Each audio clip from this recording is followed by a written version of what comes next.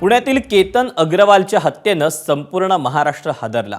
केतनचा काटा काढण्यासाठी सिया गोयलनं प्रियकर चेतन चौधरीच्या मदतीनं कट रचला। हत्येसाठी केतनला लोहगडावर आणण्यात आलं, मात्र लोहगडाची पहिली पायरी चढल्यानंतर त्याला दरीत ढकलून त्याची हत्या करेपर्यंत नेमकं काय काय घडलं, हा संपूर्ण 75 मिनिटांचा घटनाक्रम समजावून सांगतायत आमचे प्रतिनिधी नाजिम मुल्ला। सध्या देशभर गाजत असलेल्या केतन अग्रवाल हत्याकांडाचा मूक साक्षीदार। जर या लोहगडामध्ये कुणी प्राण फुंकले असते तर केतनच्या हत्येचा सगळा कच्चा चिठ्ठा जसाच्या तसा समजला असता। 18 जून रोजी केतन, सिया आणि चेतन हे 75 मिनिटं लोहगडावर होते आणि त्या 75 मिनिटात सिया आणि चेतनच्या रूपात मृत्यूच केतनच्या अवतीभोवती वावरत होता।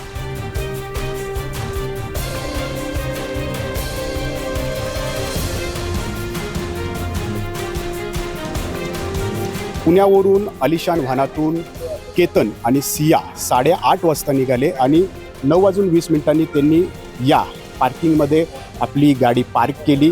तशी गाडी पार्क केल्याची रिसीटसुद्धा घेतली, परंतु सियाला खात्री करायची होती की चेतन लोहगडाच्या पायथ्याला पोहोचलेला आहे का। काही वेळ थांबल्यानंतर चेतन इथं पोहोचला आणि त्यानं इथं दुचाकी पार्क केली।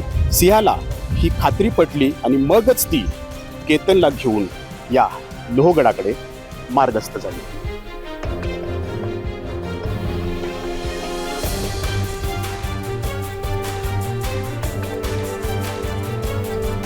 लोहगड चढायला सुरुवात केली आणि 300 फूट तुम्ही वरती आलात की सुरुवातीला तुम्हाला हे तिकीट घर लागतं।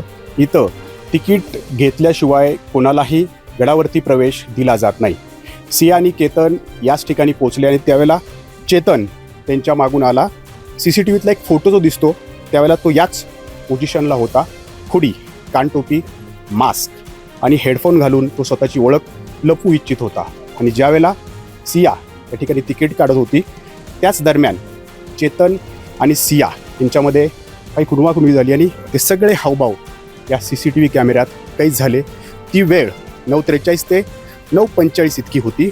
सियानी केतननं इथे तिकीट काढलं खरं, मात्र चेतननं काही तिकीट काढलं नाही। मी व्यायाम करायला वरती चाललोय, व्यायाम करून आल्यानंतर मी तिकीट काढतो असं तो सुरक्षा रक्षकांना म्हणाला आणि सिया आणि केतन पुढे निघाले। त्यांच्या मागावरती चेतनही निघाला।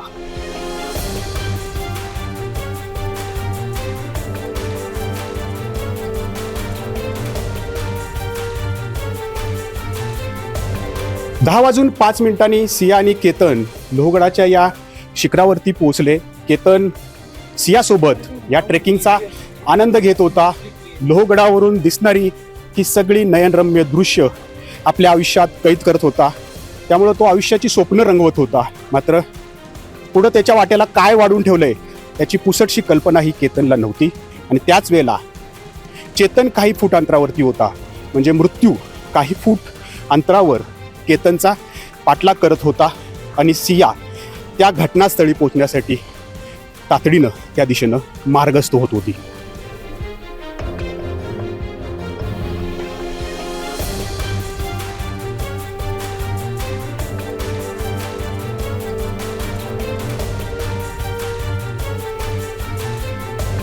लोहगडावर पोहोचल्यानंतर पहिली 15 मिनिटं सिया आणि केतननं इथली नयनरम्य दृश्य अनुभवली। लोहगडाच्या सगळ्या कानाकोपऱ्यातून पोचत ते पुढे येत होते। सियाला केतनला निर्मनुष्य ठिकाणी आणायचं होतं आणि ते इथं येऊन पोचलेले होते। खरं तर तिनं आधीच रेकी केलेली होती आणि इथं ते बरोबर 10:25 पोचले। सिया आणि केतन इथं बसले होते, त्यावेळेला चेतन इथं मागं डबा धरून बसलेला होता। केतन विचार करत होता की आयुष्यभर आपल्याला सियासोबत जगायचं आहे, मग काही फोटो जे आहेत ते आपल्याकडं असावेत, म्हणून काही फोटोचे पोज केतन जो आहे तो देत होता। आणि हेच फोटो काढत असताना सियानं केतनचा मोबाईल आपल्याकडे घेतला आणि इथं बसून तो फोटो काढण्याच्या हिशोबाने पोज देत असतानाच सिया वेगळ्या विचारत होती आणि सियाला त्याची हत्या करायची होती। मग सियानं केतनला धक्का मारायला सुरुवात केली।